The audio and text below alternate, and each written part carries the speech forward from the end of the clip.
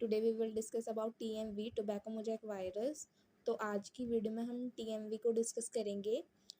ये mainly RNA virus होता है और इसके जनरल कैरेक्टर, इसका स्ट्रक्चर और थोड़े से इसका जो है रेप्लिकेशन और मल्टीप्लिकेशन वो हम डिस्कस करेंगे आज की वीडियो में। सो सबसे पहले हम स्टार्ट करते हैं टीएमवी से। टोबैको मोज़ैक वायरस का फर्स्ट पॉइंट यहाँ से स्टार्ट होता है। ये TMV is plant virus that belong to the genus of tobamo virus. ये टीएमवी क्या है? एक प्लांट वायरस है, प्लांट्स के अंदर पाया जाने वाला एक वायरस है जो मेनली किससे बिलोंग करता है? टोबैमो वायरस से बिलोंग करता है। Tobamo virus is a genus. It infect tobacco plants and potatoes, tomato and other member of the Solanaceae family. ये मेनली वैसे तो टोबैको प्लांट पे सबसे ज़्यादा पाया जाता है, पर ये मेनली सोलेनेसी फैमिली के मेंबर्स में पाया जाता है।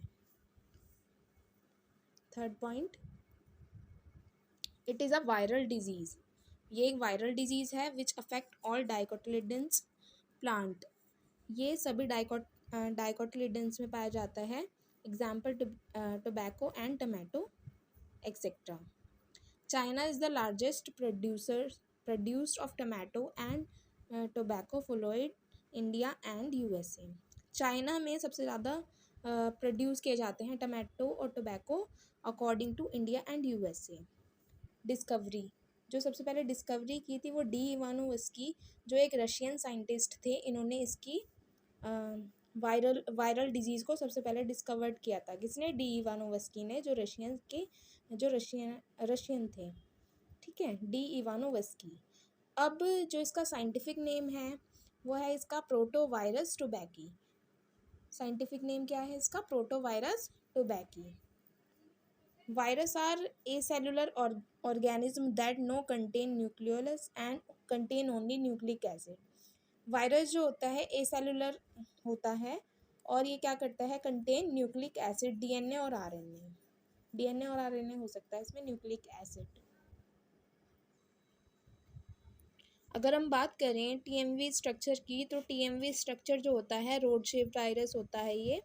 और जो टीएमवी है ये 300 एंगस्ट्रॉम लॉन्ग में होते हैं।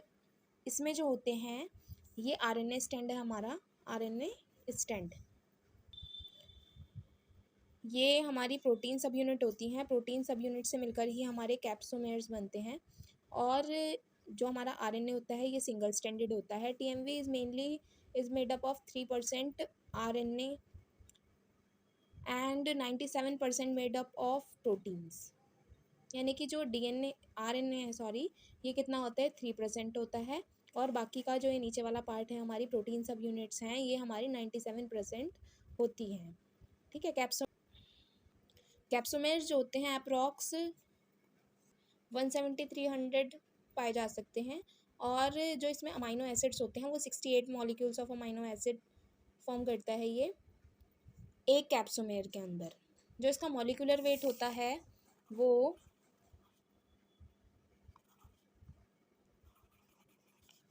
40 मिलियन तक हो सकता है। और on the basis of electronic microscopic and x ray crystallography investigation, जो हमारे टीएमवी होता है वो मेनली न्यूक्लिक एसिड और प्रोटीन कोड में डिवाइड होता है, जो मैंने आपको बता दिया है। अब अगर हम बात करें टीएमवी मल्टीप्लिकेशन की, तो टीएमवी मल्टीप्लिकेशन कुछ इस तरीके से होता है। टीएमवी में जो मल्टीप्लिकेशन होता है वो मेनली 2 फेजेस में होता है, 2 स्टेप्स में होता है। सबसे पहले स्टेप जो होता है हमारा ट्रांसमिशन ऑफ वायरस पार्टिकल, कि वायरस के जो पार्टिकल हैं उनका ट्रांसमिशन किस तरीके से हो रहा है। जैसे इंसेक्ट के थ्रू होता है, किसी सलाइवा, जैसे इंसेक्ट के सलाइवा के थ्रू होता है, जैसे ग्रास ऊपर। ठीक है, ट्रांसमिशन होता है वह, जैसे कि कोई भी इंसेक्ट है वो किसी होस्ट प्लांट के ऊपर जाकर बैठता है तो वहाँ पे वो अपनी सलाइवा को करता है, जिससे वो हमारा जो हेल्दी प्लांट होता है वो इन्फेक्टेड हो जाता है। ठीक है। अब स्टेप सेकंड में क्या होता है? स्टेप सेकंड में होता है कि जैसे कोई होस्ट सेल है, सपोज उसमें टीएमवी इन्फेक्शन हो रहा है, तो उससे क्या हो जाएगा? उसके जो प्रोटीन कैप्सिड होंगे वो वायरस को सेपरेट कर देंगे उससे, और आरएनए उससे फ्री हो जाएगा, यानी आरएनए अलग हो जाएगा। फिर वो आरएनए क्या करेगा? वो होस्ट में एंटर करके मल्टीप्लिकेशन करेगा। जैसे आप लोग इस डायग्राम से देख सकते हैं, ये यहाँ से स्टार्ट है, ए पॉइंट लिखा है। जैसे ये कोई सपोज होस्ट सेल है, होस्ट सेल के अंदर ये हमारा क्या है, आरएनए सिंथेसिस हो रही है। अब ये नेक्स्ट उसमें जाकर क्या हो जाएगा, स्टेप में होस्ट सेल जो होगी हमारी डबल हेलिकल आरएनए फॉर्म कर लेगी। इसके बाद क्या होगा, हमारा वायरल एमआरएनए बन जाएगा। ये भी दो अलग अलग सेपरेट हो जाएगा ये, ठीक है। इसके बाद क्या होगा,